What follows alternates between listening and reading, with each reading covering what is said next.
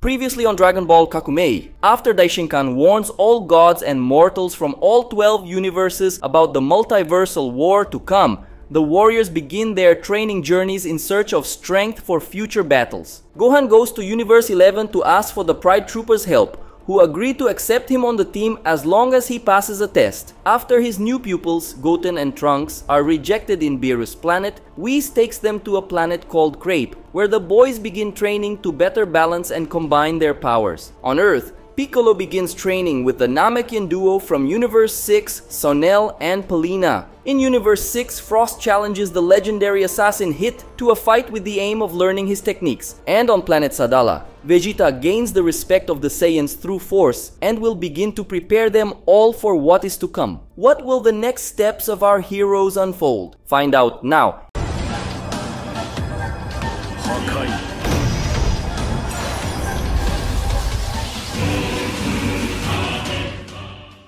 If you enjoy when we bring Dragon Ball Kakumei on this channel, like the video now and also comment hashtag Dragon Ball Kakumei or anything else related to the story. If this video reaches the goal of 1000 likes and 100 comments, we will bring you the next part of the story even faster. Also subscribe to the channel and activate notifications so you don't miss the next part of Dragon Ball Kakumei and the other content on the channel. Well, now let's get to the story. Chapter 7 is called The Mind's Door, and its cover is this very cool illustration of Gohan, Jiren and Toppo wearing suits with Goku flying near them. And there's even lunch too. It looks like some kind of fancy party or something. The chapter starts by saying that a month has passed, and now we are seeing Universe 11. A reasonably heavy rain is falling over a city. Interestingly, Gohan is walking in the rain wearing a very stylish suit. He is being watched by Jiren and Dispo, who are also wearing suits. Gohan is heading towards a building called the Empire Tower, which is being watched by armed guards. When they see Gohan coming towards the tower, the guards become alarmed and shout for his badge. But a group of women pass in front of Gohan and they even playfully flirt with the guards. And when these women pass by Gohan, he has already disappeared, leaving the guards completely shocked and confused. Gohan actually flew from where he was, going high into the air, thus losing the guards. He is relieved, commenting to himself that it was close. He looks inside the building through one of the windows and sees someone wearing strange clothes walking down a hallway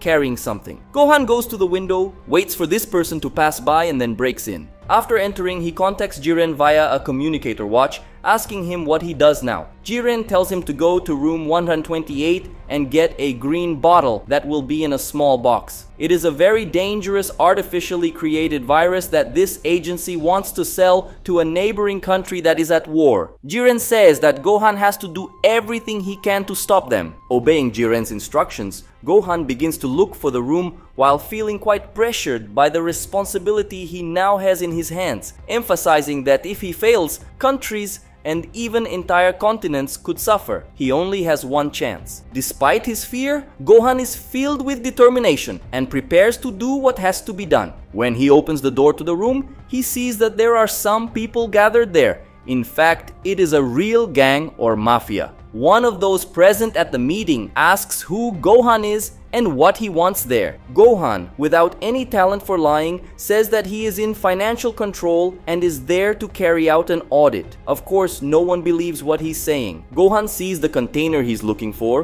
which isn't too far away. He looks up and in thought, he wonders what his father would do in that situation. Goku really appears to him, or rather, an imagination of Goku that Gohan has. Goku says that in this situation, he would evaluate the enemies and defeat the strongest one first, so the others would escape without worrying about the bottle.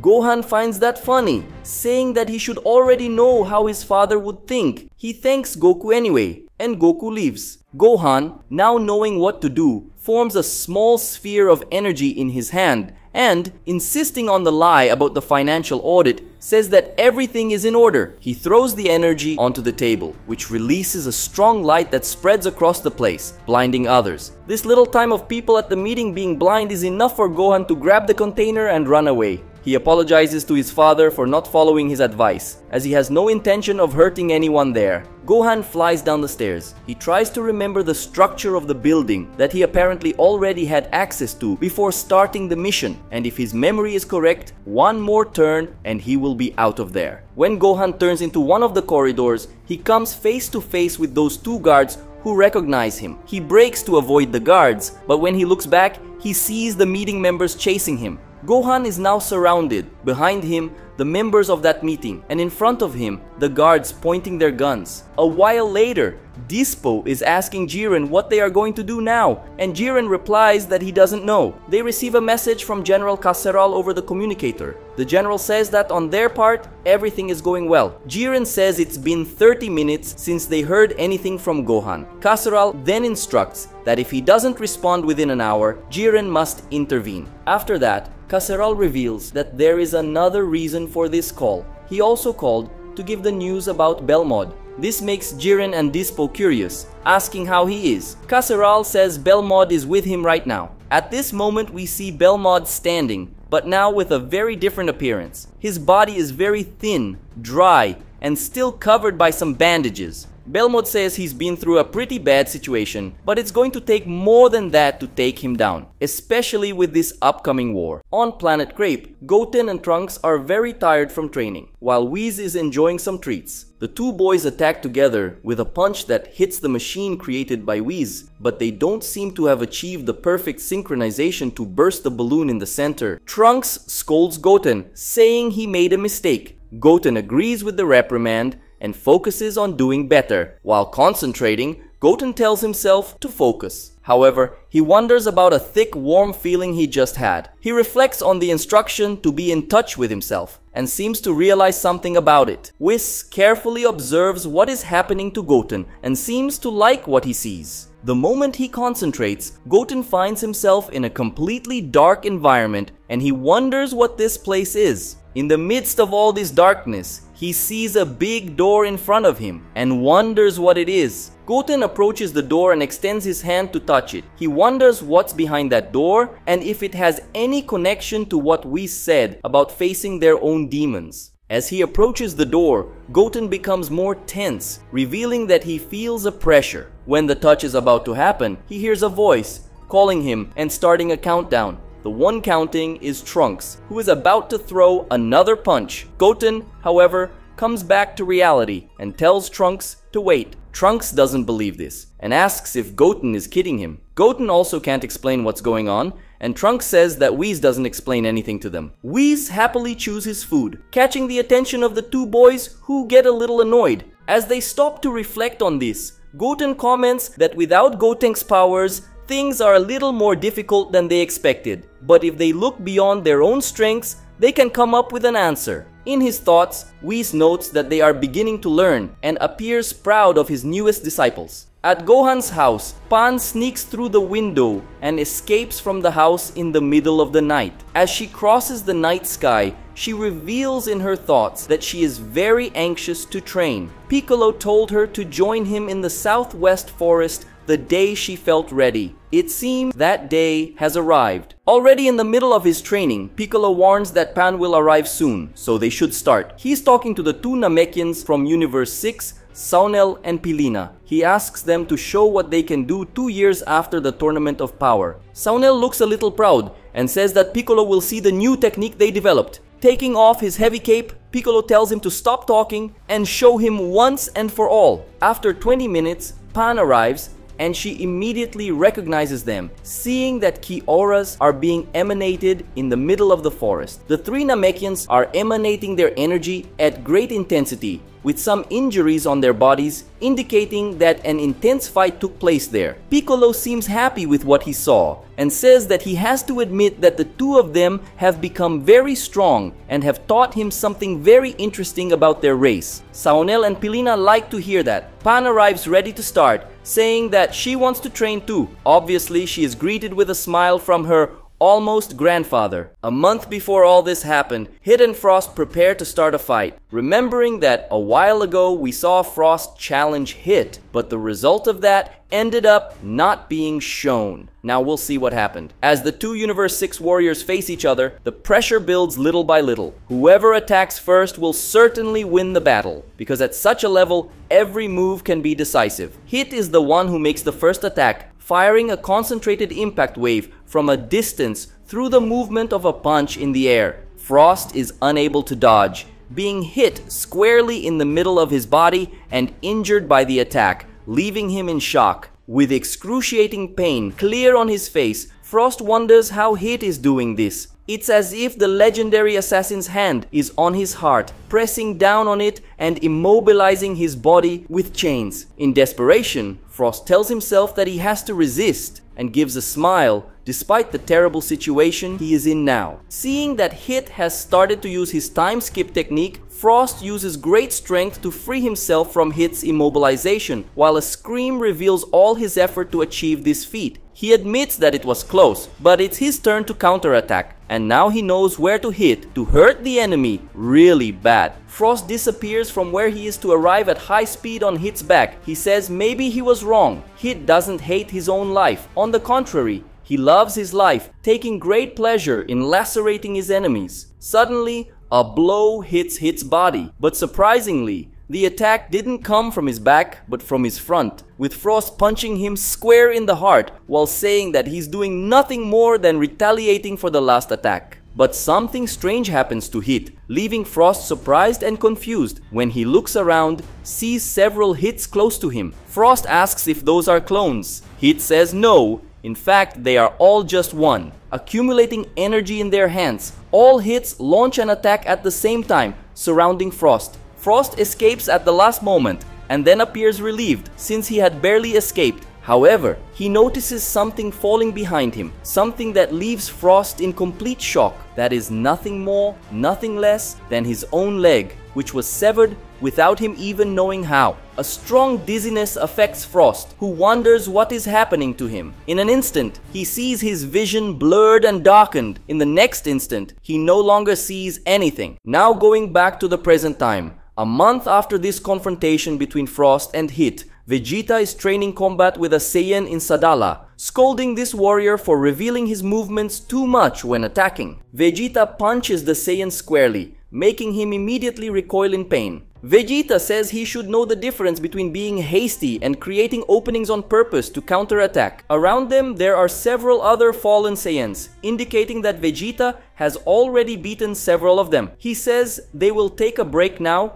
and return to training in 10 minutes. Flying away a little further, Vegeta comments that there are really few of them, and taking a look from above, we see that there really aren't many people there. The soldier who just got beaten thanks Vegeta despite everything. With a broader view, Vegeta sees the few Saiyans gathered in the region and comments that although they aren't many, seeing them train fills him with pride. Now Vegeta lands next to Caulifla, who is receiving feedback from Admiral Ruba, the person responsible for preparing her. Caulifla is complaining about Ruba's instructions, saying that at one point he says that she has to prepare the movement that comes next, that is, think in advance about what to do. On the other hand, he also says that she has to attack at once. Ruba says one thing doesn't stop the other. He reveals that no matter how hard he tries, he can't make a plan of action before starting it, so he started preparing a plan B right in the middle of the action. Vegeta likes what he sees, realizing that Caulifla and Ruba are getting along well. Ruba greets Vegeta, but Vegeta finds the greeting very informal and says that for him it is Mr. Vegeta. Seeing Vegeta leave, Ruba says he's dreaming if thinks he'll be called Sir by him. Meanwhile,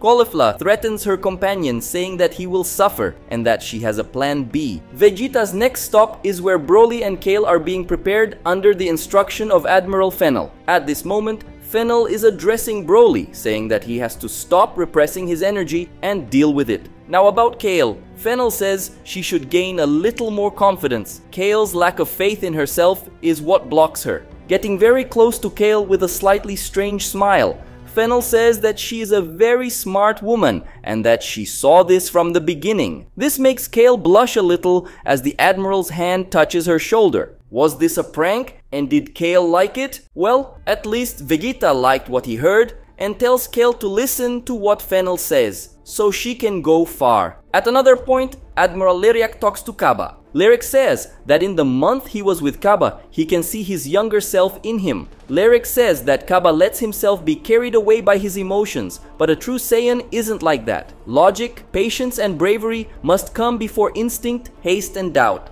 Kaba listens to this criticism and advice very carefully and willingly. Vegeta asks to speak to Kaba for a minute. Kaba agrees, but asks why. Vegeta tells him not to ask questions. At night, in old ruins on the planet, our best-known Saiyans are gathered. Caulifla asks what they are doing there, in a complaining tone. Kaba says that it was Vegeta who asked him to gather everyone there. Vegeta decides to keep it brief and get straight to the point, explaining that he was observing their groups today. He comments that their admirals seem to have things to teach them, and that's a good thing, but when it comes to fighting, they are much better. Just a quick observation, this speech from Vegeta makes it clear that despite these admirals being superior in the hierarchy of the planet's army and also being able to use the Super Saiyan, Kaba, Keiyu, and Caulifla are more powerful than them. This is a doubt I had when the admirals appeared in the story, since at the time of their first appearance, some lines suggested that they could be stronger than Kaba, Keiyu, and Caulifla. In my opinion, this would be a little strange, since if warriors more powerful than them existed in the Saiyan army, Kaba wouldn't have called Kale and Caulifla to the Tournament of Power, but rather the three admirals. Anyway, I just wanted to make this brief comment about this scale of power that was clarified by Vegeta's speech just now.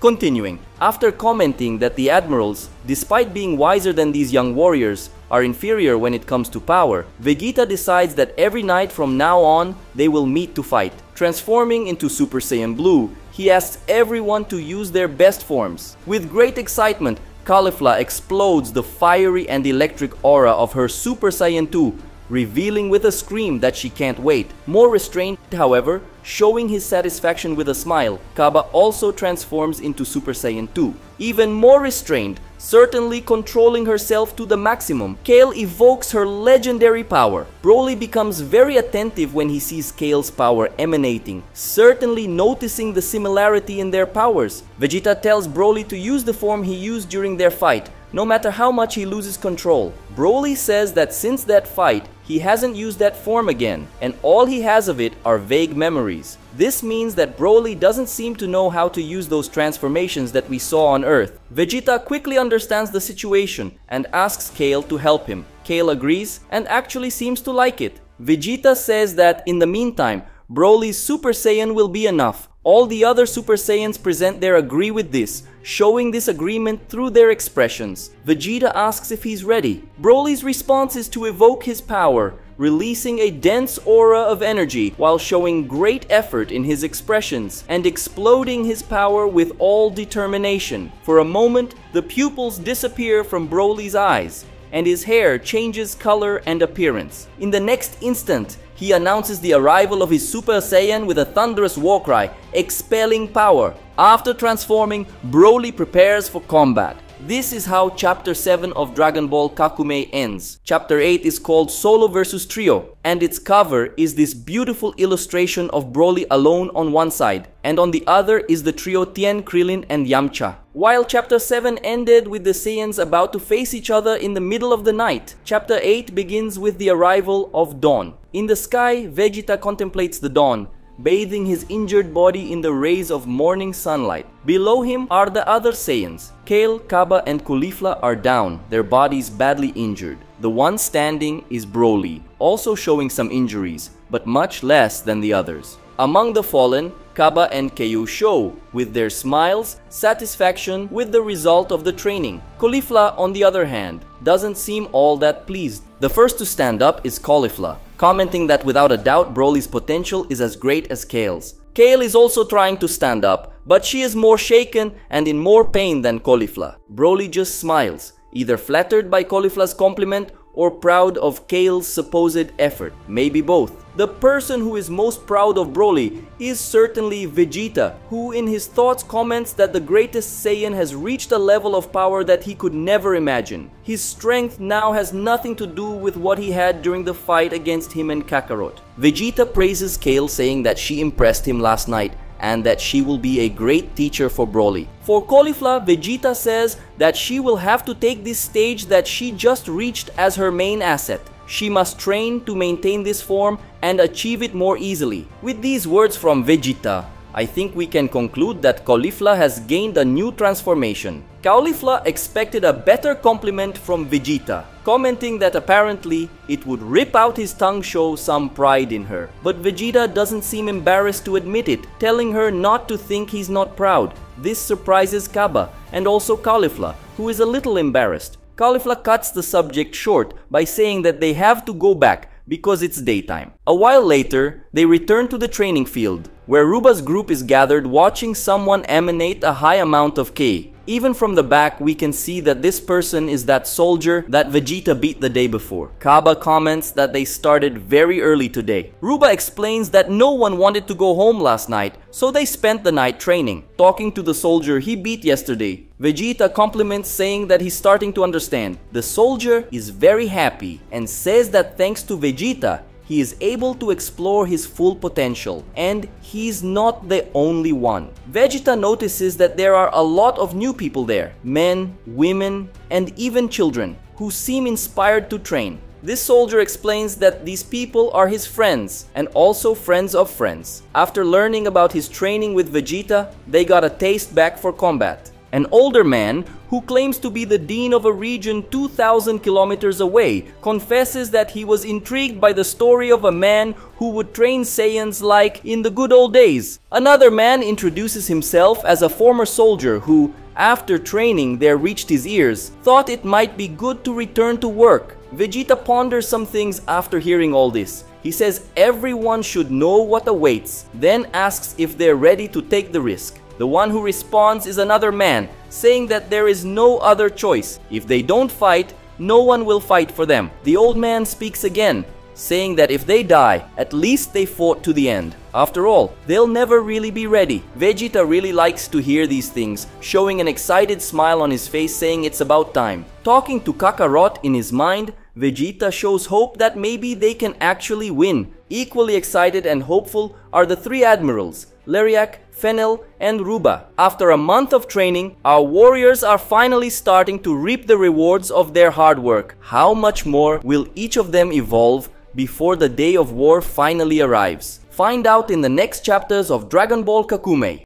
If you enjoyed this part of the Dragon Ball Kakumei story, leave a like on the video and subscribe to the channel if you haven't done so yet. Also comment on what you thought of this part and whether you think the plot is progressing well or not. Remembering that if this video reaches the goal of 1000 likes and 100 comments, we will bring the next part faster. This part of the story took a little longer to be published because in the last video, many people who watched it didn't like or comment. So if you want to see more Dragon Ball Kakumei videos being made faster, like and comment on the videos. Don't forget to collaborate with our Patreon. The link is in the video description. Or if you can't collaborate with Patreon, use Super Thanks. It's very quick and easy. Thank you very much to everyone who has stayed with me thus far and collaborated with us in any of the ways I mentioned. You are the true heroes of this channel. Until next time, I'm out.